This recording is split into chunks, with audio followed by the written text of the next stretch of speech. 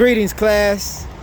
It's your history teacher, Mr. Smith, checking in with you.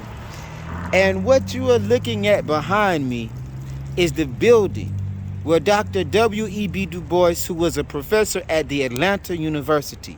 Now, we learned that the Freedmen's Bureau, established in 1865 after the abolition of slavery with the 13th Amendment at the conclusion of the Civil War, the Freedmen's Bureau was established to help newly freed slaves support themselves, to include themselves in America's economy, society, and politics.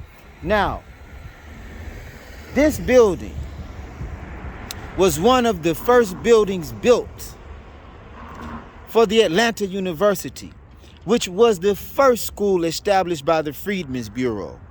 Now, as we studied the New South, Dr. Du Bois was a professor inside of this building.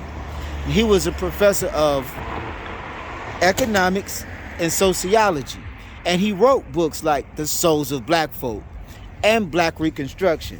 Now, this building is on the campus of Morris Brown College, and we are walking distance from the Mercedes-Benz Stadium, and we are on Martin Luther King Jr. Drive in Atlanta, Georgia. And as we study the New South and Georgia history, it is very important for you to know that there have been many sacrifices and contributions of genius that have created the bridge that we stand on today. There is a great standard of excellence in academics, in entrepreneurship, in politics, that you have the opportunity to continue to build upon.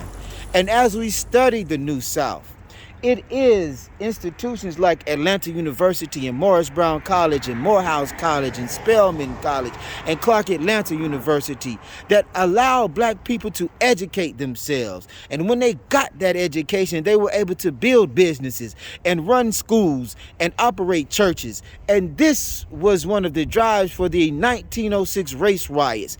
As after the Civil War, not every white person was rich. There were many poor white people who saw the advancement of black people in education, in politics, and in business, and they were jealous. And they would use violence to threaten black people to not be so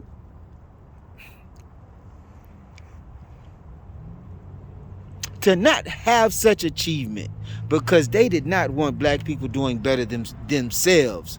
Yet, black people continue to strive.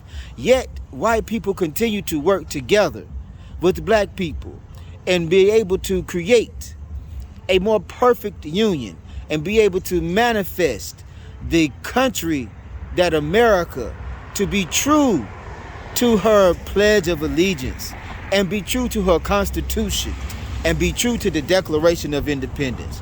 So as we continue to study the New South, know that history is real. Know that we are continuing to build upon this legacy of history, and know that you have a great legacy of academic achievement, of entrepreneurship, of political aspiration, of social achievement to continue to build upon. Salute from your teacher, the General, the Groove Master, Mr. Smith, Julian Kenneth Smith Jr. Peace.